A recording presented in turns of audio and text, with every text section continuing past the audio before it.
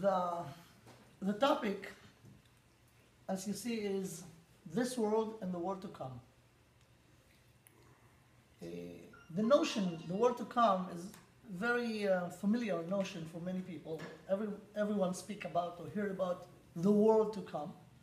Question is, what is this, and how it's fit the way, the Jewish point of view on the world.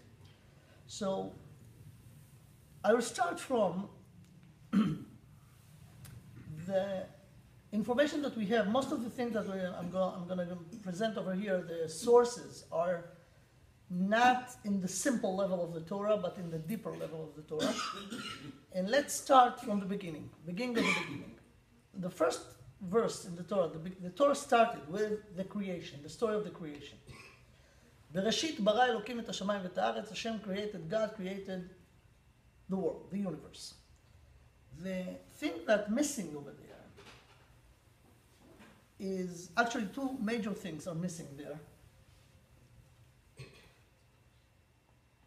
Number one, why? Why Hashem created the world? There's no reason given in the Torah why Hashem created the world in the first place. The other thing is how Hashem created the world. Aside from the words, the description in the first chapter of Genesis, and if you follow it, it just says, Vayomer Vayehi. Hashem said, and it happened. Hashem says, so Vayehi or will be light, and then was the light. How? How words or how saying create reality. So those are the two major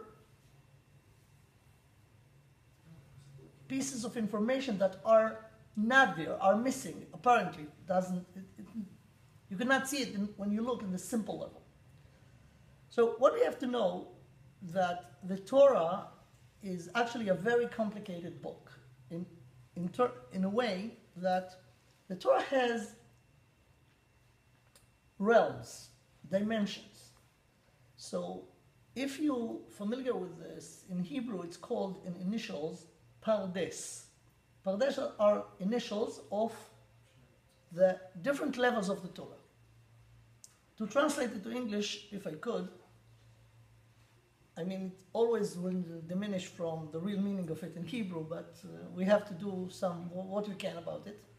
Pardes are, it stands, or the pay of the Pardes, the letter P, stands for Pshat. Pshat is simple.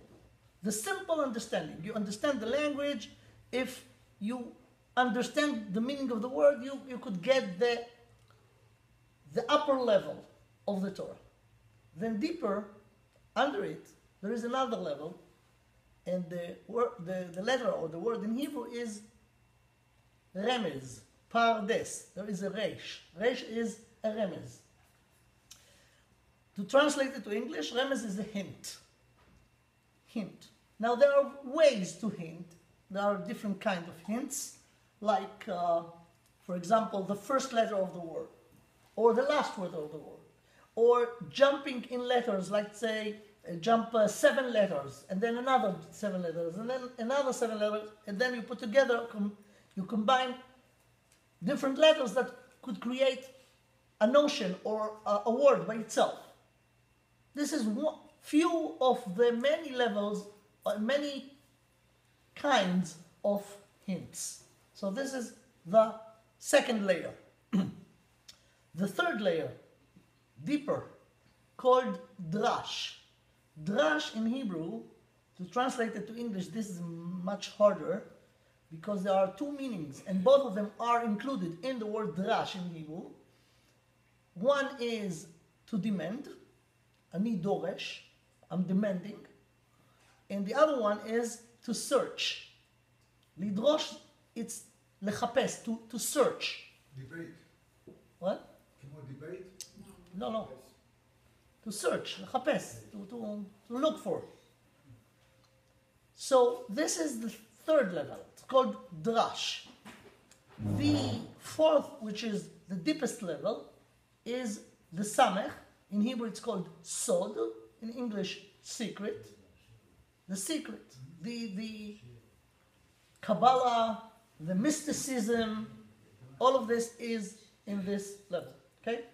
So now when we learn Torah, when people really learn Torah, not just, in school to read the verses, when people really go deeper in it, we're learning all levels. Of course, you have to be in certain ability to understand the deeper level, to be ready for them. And it's not just intellectual thing, it's not just intellectual challenge. I mean, you have to be sharp, smart, knowledgeable. Aside from all of this, you have to be ready spiritually to really understand it, because it's not just intellectual thing, it's going to your spiritual dimension, which is the neshama, the level of the neshama. And you have to be in certain way, your personality, you have to work on your attributes, you have to be very high level spiritually in order to really understand it. So those are the 4 levels, and most of the information that I'm going to present today is not from the simple level, but from the deeper levels. Few of them. The remez, the drash, and the sod. The hint, the demand, or the search, and the secret. Now, as I said, if you read the first chapter of Sefer Bereshit, of Genesis, the questions that are raised immediately is, okay, Hashem created the universe, why? Why did he do that? Why? What for? And it's crucial to understand it, because if we are part of the creation, each one of us, we are part of the universe, right? So, and we are the intelligent creatures in the universe. Intelligent meaning we have the ability to think, and we should use it. I mean, I always said, you got the ability to think, קיבלת שכל, use it. It's not just, you got it, use it. It's an obligation to operate it, to actualize it, and to run your life based on understanding things. So it's very valid and it's very needed to really ask the question, if God created the universe and there is a reason, it's better that I will know the reason if I could. Why? Because I'm part of the creation, and if there is a purpose, I should know about it in order to fulfill my existence in the best way, right? So, in the Kabbalah, which is the deepest level in the Torah, there is a whole big detailed explanation about why Hashem created the world. And that will bring us to the first thing that we want to discuss over here. So, what we know is, based on the information that in the Kabbalah that we're giving, by the way, to Moshe Rabbeinu. When he was on the mountain, Hashem taught him the Torah, he taught him the entire Torah, all 4 levels, and this information came from there. So, what's the Torah teach us in the deepest level about the purpose of the creation? So, number 1, this world has a purpose. And the purpose of the existence of what we see. What we see is not everything that there is. It's the thing that we, in our limited ability to realize the reality, could grasp. But the world or the reality is much bigger. So what's the Kabbalah told us? That the purpose of everything that you see over here is something that's not here now. And this is the world to come. The world to come is actually the goal. What we have over here and what we could understand, we see over here, we feel, understand, is just the mean to go to fulfill the goal, which is the world to come. Okay, so Hashem created basically 2 worlds, and by using the word world, I'm not meaning planet. People look at this Planet Earth, and call it in Hebrew Ha'olam, the world. Olam is the reality. That's what I mean, the universe, the entire thing. So there are two kinds of words, this world and the world to come. The major difference between them, that this world include basically two elements, which mentioned in the first verse in the Torah. בראשית ברא אלוקים את השמיים ואת הארץ. The translation to English is completely not good, but that's the translation. Heaven and earth. Heaven and earth is obviously not what Shamayim v'aretz is. To be more, to try to say it in English in better way, I will say the physical dimension of the universe and the spiritual dimension of the universe. Meaning, Aretz is not just planet Earth. It's every physical element in the universe. That's called Aretz. And there is a reason why in Hebrew it's called Aretz. Aside from the Aretz, which is the physical dimension, there is a spiritual dimension. Okay? And this is the Shamayim v'Aretz. Because this world is a combination of Shamayim v'Aretz, of physical and spiritual. Because of this, and because physical could not exist, any physical element could not exist unless there are at least two frames in order to make the ability of it to exist. The two frames are time and space, right? No physical element could exist without place. The Mishnah says, "En lecha davar she'en lo makom." If there is no place, the things will not exist, right? So when Hashem created the universe and He wanted to include in it the physical dimension, He has to create the space. So space was one of the things that was created when Hashem created the physical dimension of the universe. The other frame is the time. The timeline, the time scale, past, present, future. After Einstein, it's very easy to talk about it. Everyone today knows that time is a relative thing. It's not an objective thing, but it's a relative thing. It's relevant only in terms of physicality, right? So it was needed to create space and to create time in order to put in it, so to speak, the physical dimension, right? And this is the major difference, one of the major differences between this world and the world to come. The world to come is not including physicality the way we know it today in our ability to understand stuff. And therefore, there is no need for time. And the opposite of time is eternity. So the world to come is the real one. Why? Because it's not limited by time. It's the real reality without the limits of time and space. So this is one of the major differences between this world and the world to come. The world to come is not a better version of this world. It's completely different because this world has, and here we come to the Jewish perspective of what this world is all about. The Mishnah in Masechet Avot says, the Mishnah says, העולם הזה דומה לפרוזדור, והעולם הבא דומה לטרקלין. This world is like a hallway. And the next one is the living room, the real place. I mean, in other words, this world is just the mean, and the next one is the goal. And because it's the mean is limited from here to here.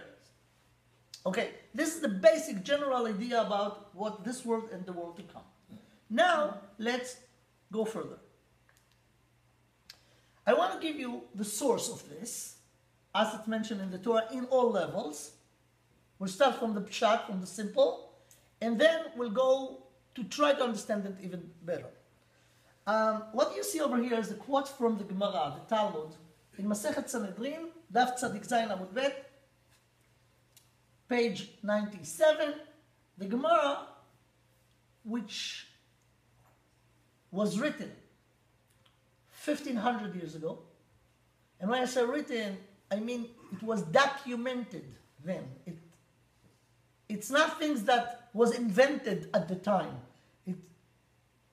This information was given 3,300 years ago in Sinai when God gave the Torah and the entire Torah to Moshe Rabbeinu.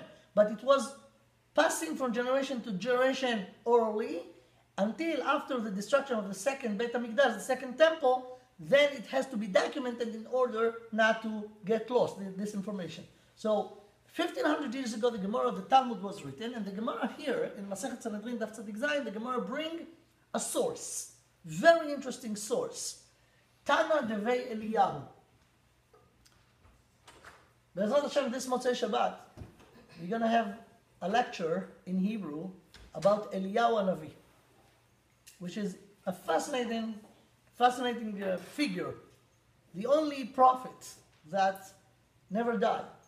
He went up as the Bible described in Sefer Melachim. So Eliyahu Hanavi, the Gemara in different places. Here is Masechet Sanhedrin. The Gemara in Masechet Ketubot tells that Eliyahu Hanavi, after he went up to Shamayim, he still has many, many jobs in this world. If you know, in every Brit Milah, every time that we have a Brit, we have a chair. It's called Kiseh Shel Eliyahu. Kiseh Shel Eliyahu Hanavi. Eliyahu Hanavi exists or attend to every Brit of every Jewish boy during the history. He called Malach HaBrit. This is one of his jobs.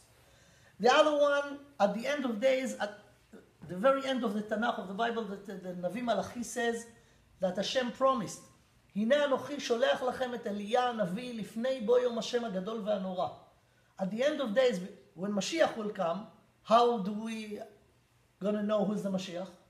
You know, during the history, many people wanted to be Mashiach, right? The Messiah. How do you gonna know about it? So the prophet Malachi at the end of the Tanakh says that at the end of days will come a Navi. Only a prophet could say about something that he is Mashiach. He is the Mashiach. But we have no Nevi'im anymore. From the destruction of the first Beit HaMikdash, the first temple, there are no Nevi'im anymore. The only one that left is Eliyahu Hanavi that went B'Sa'ara Shamayma. He went to heaven with the chariot, if you know the story. Anyways, he's still there, and his job at the end of days is to come and to tell us and to tell the Mashiach himself that he is the Mashiach. Because the Mashiach himself do not know who he is. And there are precedents to this, you know. Who was the first Mashiach of the Jewish people? Who was the first person who redeemed the Jewish people? Moshe Rabbeinu, right? So if you look the story of Moshe Rabbeinu, I knew it, you know, from when I was very, very little. But then later on, when I tried to learn it, relearn it in different ability of understanding, I just come across to this amazing information. Moshe Rabbeinu, the story of Hashem reveal himself to him in the burning bush happened when Moshe Rabbeinu was 80 years old. Because he sent him to Paro, and when he came to Paro, it says in the Torah that he was 80 years old at the time. 80, not 18, 80. So I thought about this, wow. A person could live in this world 80 years. Think he really knows who he is, right? And then at the age of 80, Hashem told him, listen, you're not what you think. You have a major job in the history, not just in this generation, forever. And he realized that he is Moshe Rabbeinu. In the beginning, it was such a shock for him. He refused to go. But at the end, we know. So imagine this morning, he woke up, he never thought that he's going to see an event that will change his understanding who he is. Same way, exactly, the same thing happened to the first king of the Jewish nation, Shaul. Remember the story of Shaul? He was the first king, right? What happened to him? He was just a good boy. His father told him, listen, we lost our donkeys, go look for them. So he went to look for the donkeys, and then he ended up by Shmuel HaNavi, and Hashem says to Shmuel HaNavi, Shaul will come to you, tell him that he's going to be the king of the Jewish nation. He has no clue about it the same morning. It happened again by David HaMelech, King David. You know the story. Again, he was the little kid, the little son of 8 kids in Yishai, in Bethlehem. And he was a shepherd. And Hashem sent Shmuel HaNavi to Yishai and told him, listen, one of his kids is the next king. Of course, no one has clue about it. Not the family, not the father, of course, not David HaMelech himself. Same thing exactly going to happen at the end of days. Because we have to know one thing about the concept called Messiah, or Mashiach. A Mashiach must be a descendant of David HaMelech. Hashem promised David HaMelech that he is the king, LeDavid uLezar'o ad olam. So Hashem promised him, since you become a king, all the kings from Israel will be a son of son of son of son of you, of David HaMelech. And it happened during the time of the first temple, but when the first temple destroyed, the king, meaning the descendants of David, went to exile. And since then, the family of King David are with us, with the Jewish people, in exile. But we're talking about almost 2,500 years that we are in exile. And no one of us knew from what tribe his family came from, aside from the Kohanim and Leviim. Again, a Kohanim that really has a precise document, and they know that they are connected to Aaron HaKohen or to Shevet Levi. But the other tribes have no clue who belongs to which family, to which tribe. So with us, in exile, during the history, always, there is someone who is the son of the son of the son of the son of the son of King David. And when will be the time that we will have, as a nation, the merit to be redeemed, Hashem will send him to lead us, right?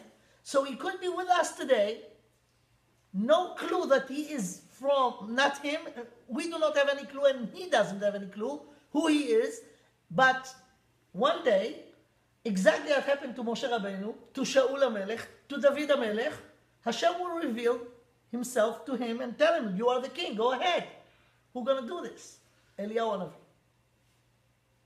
Because we need a prophet. Like Shmuel HaNavi appointed Shaul and David, right? So a Navi, a prophet, should appoint the Mashiach. Who is the only Navi that left? Eliyahu HaNavi. Okay? So here the Gemara quotes Tana Devei Eliyahu. Tana Devei Eliyahu, there is a very interesting story behind this. The Gemara in Masechet Ketubot says that Eliyahu HaNavi, among the other jobs that he had, he is the one that appear in the Beit HaMidrash when Talmidei Chachamim lomdim Torah, when they learn Torah. Sometimes they stuck in something that there is no way to really decide if it's this way or that way. So there is in the Gemara, if you know, if not, you will know now. In the Gemara, when the Gemara discuss or analyze laws and ideas in the Torah, sometimes in the Gemara it says that there are two ways to understand it, this way or this way, and they try to decide that they could not decide. So the Gemara says one word at the end as a summary of it. This word is a very interesting one. It's include 4 letters in Hebrew. Many people today know it from different realm completely. The word is Taf Yud Kuf Vav. Teiko. Now, every Israeli knows what Teiko is. You know why? Not because they learn Gemara, but because they know how to play soccer. Yeah. What's Teiko? Teiko is a situation that there is no no winner. no clear cut what the situation is. So it's very balanced, and you do not know if this way or that way. So in this case, the Gemara says teiko. So teiko, it seems, there is no solution, no decision, right? You know what teiko is in real? When the Gemara mentioned it, I'm sure many people who play soccer and even analyze soccer have no clue about what I'm going to tell you. You know what teiko is? It's initials of 4 words. Teiko.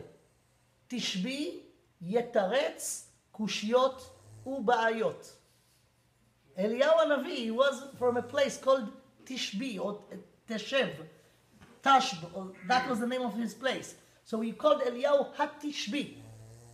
So Eliyahu HaTishbi, אפילו קצת יותר אגרסיבי, זה בסדר. Eliyahu HaTishbi is the one that at the end of days will come and make the decision or tell us what is the decision when in a place that we could not know if it's this way or that way. This is the source of the word teiko. This is the source of it. So at least one thing for sure we'll learn today, right? What teiko is. Please, you can repeat again. What is teiko? Yes, please. Other words? Yes. Tishbi, yetaretz, kushiot, ubaayot. Tishbi meaning Eliyahu from Tishbi. Yetaretz will explain et kushiot, questions and problems that never were solved before. He's gonna decide. He's gonna tell you what's the way to go. Okay, this is the meaning of teiko. So Eliyahu Hanavi, it's mentioned in the Gemara in different places that after he went up to Shemayim with his body, he never died. He came back to this world for different. God sent him. Hashem sent him to different jobs, different projects. One of them is to learn with the Tanaim and the Amoraim. You have to know another thing. Everyone heard about the Kabbalah, about the Zohar, which is the book that Rabbi Shimon Bar Yochai wrote. I don't know if you know, but about 500 years ago was a great Mekubal called Ha'ari HaKadosh, which explained the Zohar. So the disciple of the Ari, his name was Rabbi Chaim Vital. He wrote the classes that he learned from the Ari, and he wrote all the books of the Ari HaKadosh. Ari himself, he didn't write anything. His disciple wrote it. If you open it, the books of Rabbi Chaim Vital, and if you open the Zohar, you will see that it says over there, Ela Advarim, those are the words, these are the lessons, this is the thing that Rabbi Chaim Vital learned from the Ari, that learned from Eliyahu Hanavi. And the Zohar also. Rabbi Shimon Bar Yochai learned from, in certain things, Eliyahu Hanavi appear and teach the great Tanaim and Amoraim things that they themselves was hard for them to really get, and he explained it to them. And at the end of days, he's going to solve all the problems, which is the teiko, the famous teiko. Tishbi, yetaretz, kushiot, ubayot. Anyway, the Gemara bring here a source from a book called Tana de Eliyahu. There is such a book. If you go to Jewish bookstores and ask about a book called Tana de Eliyahu, probably most of Judaica stores, even here in Los Angeles, but for sure in New York or in Yerushalayim, you could find this book called Tana de Eliyahu. This book was written by Eliyahu Hanavi when he taught it to one of the Amoraim in the Talmud in the name Rav Anan. Rav Anan was learning with him. Chavruta, they were together and learned, and he wrote the book from him. So the Gemara in Masechet Sanhedrin bring a source, this information from this book, Tana de Eliyahu. Let's see what's written over here. It's written in Aramaic, I'll translate it. תנא דבי אליהו, שיטה אלפי שניה ועלמא וחד חרוב, ולסוף 1000 שנה שב הקדוש ברוך הוא מחדש את עולמו. You could see the translation over here, but I have to tell you in principle. Any translation, from Hebrew to English or to any language, will never be the same or express what the deep things that in the original. And all of them, some of them just, they are off completely. So I don't know if this translation is, I'll try to translate it with the explanations. Shita al Fishna ve'alma. I translate it first to Hebrew and then to English. Shita alfei shnei shita is shesh. Alfei alafim, 6,000. Shnei years, shanim. Shita alfei shnei have alma will be the world. The world will exist the way we see it and we know it for 6,000 years. 6 millennia. What will happen after? כן, כן, שיטה זה 6. וחד, חרוב. After the 6 millennia, after the 6,000, for a whole 1,000 years, the world will be in a state of destruction. Destruction for 1,000 years. After the end of the 7th millennia, after the end of the 7,000, ולסוף 1,000 שנה, at the end of this 1,000 years, שב הקדוש ברוך הוא מחדש את עולמו, then God, the Creator, will renew His world. Those are the words that is in our video. Now we need to explain them. So, first of all, we have to know where we are. You know what's the date today?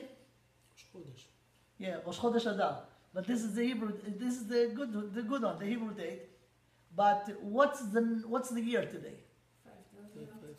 Yeah, and what's the year? Okay. This is the year today.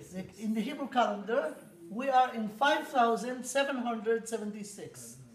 This is the date today, just to update you. Okay?